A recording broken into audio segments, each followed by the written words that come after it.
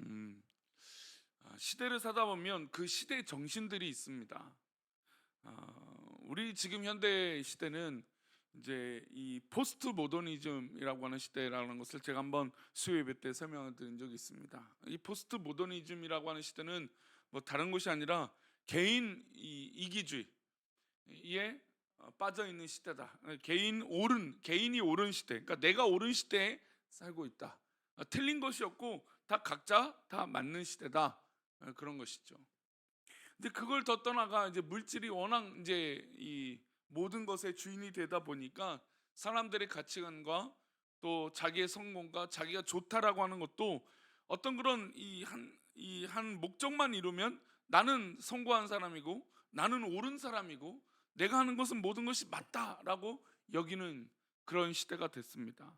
그래서 시대가 오히려 막 건강하고 더 좋은 시대가 된 것 같은데 이게 더 이상한 시대, 소위 말해서 정말 미쳐버려 가고 있는 그런 시대에 살아가고 있어요. 참 안타깝고 참 희한한 시대인 것이죠. 그래서 우리는 더 믿음으로 더 하나님 앞에 바로 설 수 있도록 정말 열심히 다하고 최선을 다해야 될 줄 믿습니다. 왜냐하면 더 이상한 시대가 됐기 때문이에요. 우리가 요즘 그런 말을 쉽게 하잖아요. 참 이상한 사람 많다. 왜 이렇게 이상한 사람 많나? 그거를 우리 입에서 굉장히 쉽게 얘기해요. 그만큼 정말 어떤 그런 도덕적 기준이나 사회적 기준이나 경제적 기준이나 뭐 어떤 그런 것들이 없이 그냥 정말 자기가 생각하는 그 이상한 방법대로 살아가고 있는 시대이기 때문이에요. 우리가 오늘 또 최근에 계속 묵상하고 있는 사사기 시대는 마치 그런 시대인 것 같아요. 수많은 사사를 보내셔서 이스라엘 민족을 이끄시고 구원하여 주셨는데 그 죄를 계속해서 반복하는 것을 보게 됐죠. 이제 삼손이 죽고 나서는 이제 이스라엘 백성들은 어떤 지경에 빠지냐면 자기가 옳은 대로만 행동하는 거예요. 오늘 사사기 17장에 어떤 일이 보여지냐면 한 가정에, 이 타락한 가정에 이 미가라고 하는 사람이 집을 보여줍니다.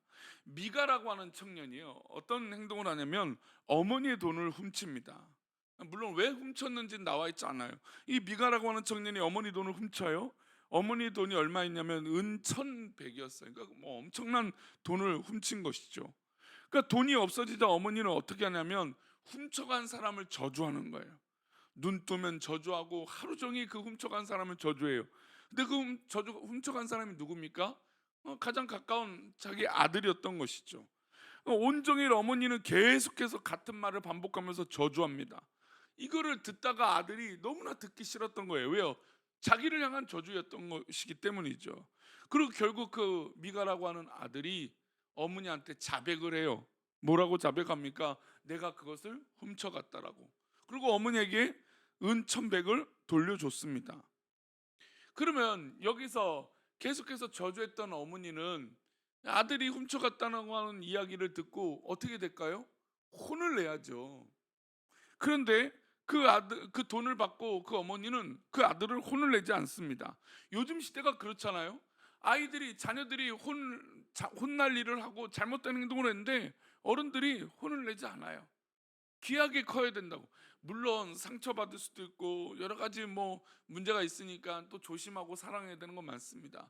그러나 훈육하지 않는 것은 그 아이를 정말 바르게 키운다? 저는 그렇게 생각하지 않습니다.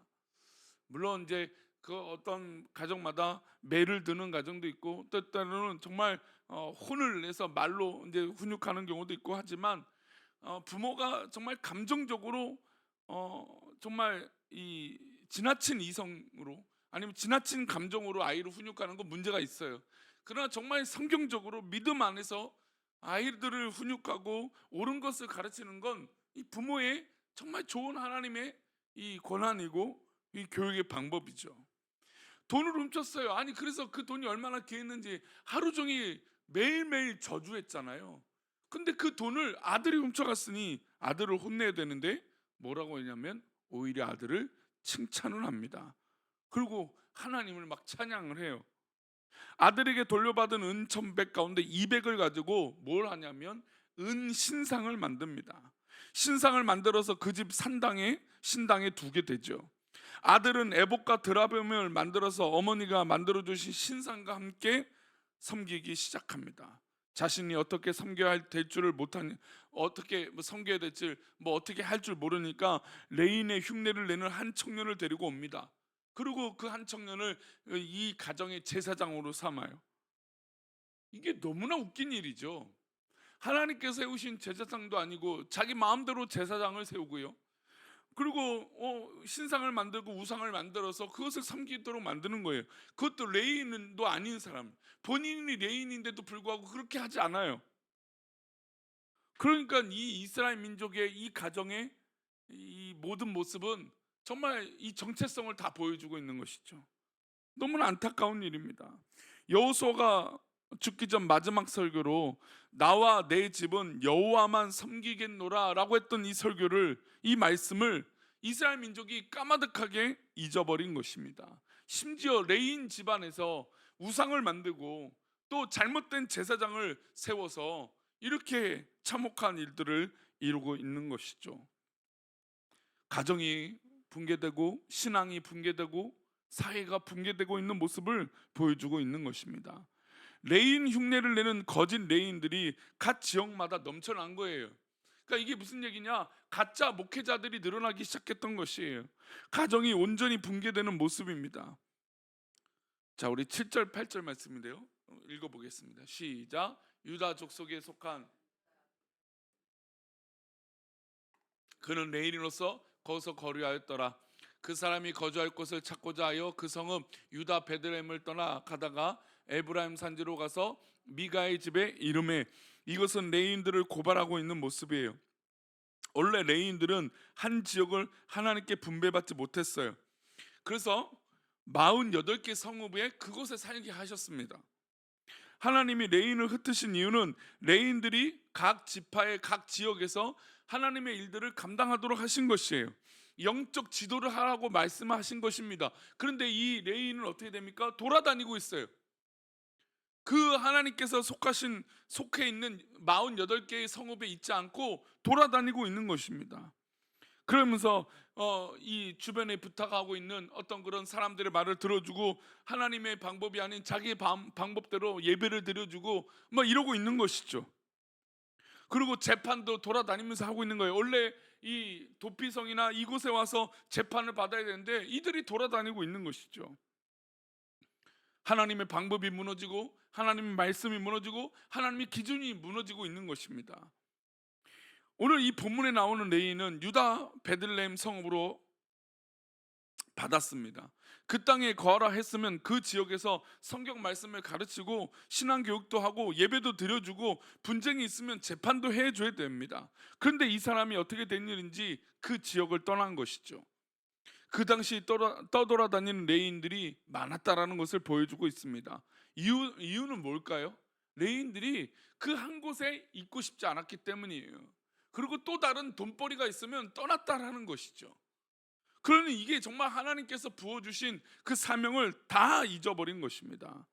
어떤 레위인은 커다란 도시를 분배받아서 그곳에 살고 있다라고 생각하지만 자신은 시골에서 사는 것이 마음에 들지 않았다라는 겁니다. 그리고 도시로 이동한 것이죠.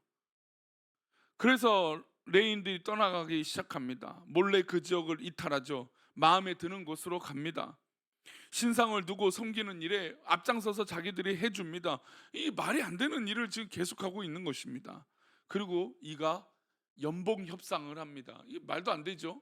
그러니까 돈을 요구하는 거. 레위는 하나님의 분기신데 하나님께서 주신 것으로 살아야 되는데 연봉을 협상하는 거예요. 얼만큼 주라 이것이죠. 10절 말씀입니다. 함께 읽겠습니다. 미가가 그에게 이르되 내가 나와 함께 거주하며 나를 위하여 아버지와 제사장이 되라. 자, 여기까지 이해가 되시죠? 이 미가가 그에게, 이 레위인이 떠돌아다닌 레위인에게 우리 집에 제사장이 되라고 얘기합니다. 그러면 뭐라고 얘기합니까? 내가 해마다 은 열과 의복 한 벌과 먹을 것을 주리라 하므로 그 레위인이 들어갔더니, 그러니까 이 레위인이 은 열과 의복 한 벌과 먹을 것을 주니까 내가 이 집에서 제사장 역할을 하겠다, 레위인 역할을 하겠다라는 것이에요. 거짓된 사람들이 거짓된 결과들을 계속 도출하고 있는 것이죠. 소위 말해 부잣집에 들어가 부잣집에서 이 제사장과 레인의 역할들을 하겠다라는 겁니다. 얼마나 이 영적으로 이스라엘 민족들이 타락하고 있는지 단면으로 보여주고 있는 것입니다. 이런 상태가 되니 신앙교육이 되겠습니까? 이런 상태가 되니 자기 집안에서 돈을 훔쳐갔는데 그것으로 인해서 어머니가 너무나 괴로워서 저주하고 있는데 그 어머니는 그 아들을 혼내지 않고 그 아들은 오히려 잘못된 제사장을 세워서 가정의 우상의 앞잡이에 이렇게 만들어 버리고 있는 이 가정이 제대로 될 리가 있겠습니까? 이런 가정들이 있다라는 건 이미 이스라엘 민족의 가정들이 무너지고 있다라는 겁니다. 우리 사랑하는 이 새벽에 예배하고 기도하는 믿음의 백성들의 가정에 정말 하나님의 말씀이 온전히 세워지기를 축원합니다. 잘못된 것들이 있어서는 안 되죠. 그것들을 바로 잡아야 돼요.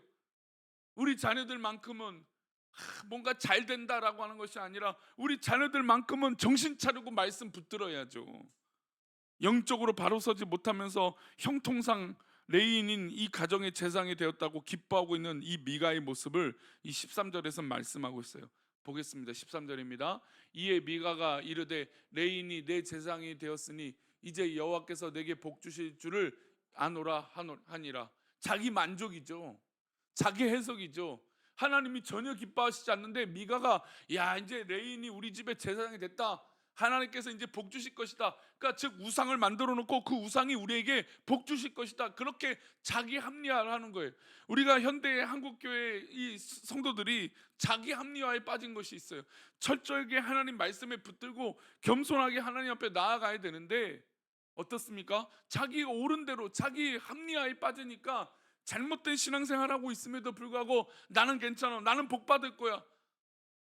저 사람이 문제가 있어. 그리고 남탓만 하기에 일수라는 것이죠. 레인이 자기 집에 걸어와서 들어왔다고 이제 우리 집에는 하나님께서 복 주실 것이다 라고 하는 그냥 하나님께서 해주실 것만 기대하고 잘못된 신앙의 길을 돌이켜보지 않고 회개하고 있지 않다라는 겁니다. 게다가 그릇된 복이죠. 하나님께서 이 가정에 복을 주신다 하더라도 이 가정의 그 복이 진짜 복이겠습니까? 오히려 저주인 거예요. 6절 말씀 한번 보겠습니다. 왜 그럴까요? 함께 읽겠습니다. 그때에는 이스라엘의 왕이 없었으므로 사람마다 자기의 소견에 옳은 대로 행하였더라. 사실 이것은 이중적인 표현이에요. 물론 왕은 없었습니다. 하나님께서 왕을 세우지 않으셨고 결국 이후에 이제 왕의 시대를 사무엘 상하를 통하여 이뤄 나가시는 것입니다. 그러나 왕은 보이는 왕을 말하는 것이 아닙니다. 이중적인 표현으로 결국 누가 안 계시기 때문일까요? 하나님이 그 시대에 안 계시기 때문이에요. 하나님이 왕이시고 하나님 말씀이 왕이신데 그 당시 이스라엘은 하나님을 왕으로 삼는 사람들이 없어지고 있었다라는 겁니다. 각자 자기가 왕이고 각자 자기의 옳은 대로 행한다는 거 있죠. 서론의 말씀대로 지금 우리 한국 사회가 그런 사회 아닙니까? 지금 한국 사회가 자기들이 다 왕이에요. 자녀들을 왕으로 만들고 우리들을 왕으로 만들어가고 있어요. 그러면서 아닌 척하고 있는 것이죠. 하나님의 말씀대로 살지 않아서 내가 왕이 된 이 시대에 각자의 소견대로 살 수밖에 없습니다. 당연하죠. 내가 왕인데, 내가 옳은데, 내가 전부인데. 그러니 우리 가정에 오늘 누가 왕인지, 누가 우리에게 전부인지 돌아봐야 됩니다.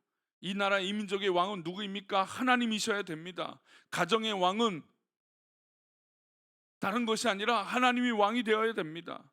사회의 왕은 하나님이 되어져야 되고 우리가 행하는 것에는 하나님 말씀이 왕이 되어져야 됩니다. 그렇지 않으면 우리의 옳은 대로 행할 수밖에 없어요. 우리의 소견에 옳은 대로 할 수밖에 없죠. 아니 여기서 내 소견이 틀렸다라고 말하고 싶은 사람이 어디 있습니까? 그러나 우리는 그런 사람의 대상에 대해서 내가 옳고 그름을 따지는 것이 아니라 하나님이 왕이신지 하나님이 전부이신지 하나님이 내 삶의 중심이신지 돌아보는 것이 바로 진짜 믿음입니다.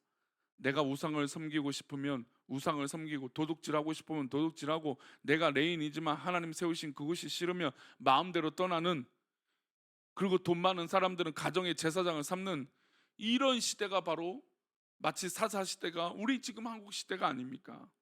오늘 정직하게 스스로에게 질문해야 할 것이 있습니다. 나를 지배하는 왕은 누구인가? 나를 다스리고 있는 왕은 무엇인가? 하나님의 말씀이 나를 지배하고 하나님의 영이 우리 이 새벽에 기도하는 믿음의 백성들에게 하나님이 진짜 왕이시기를 축원합니다. 그렇게 하나님 말씀에 온전히 붙들려 악한 것을 떠나보내고 악한 것을 멀리하고 하나님 기뻐하시는 것으로 채워지는 놀라운 은혜가 있기를 축원합니다. 기도하겠습니다. 하나님 아버지, 우리가 무엇으로 우리 자신을 채우고 있습니까?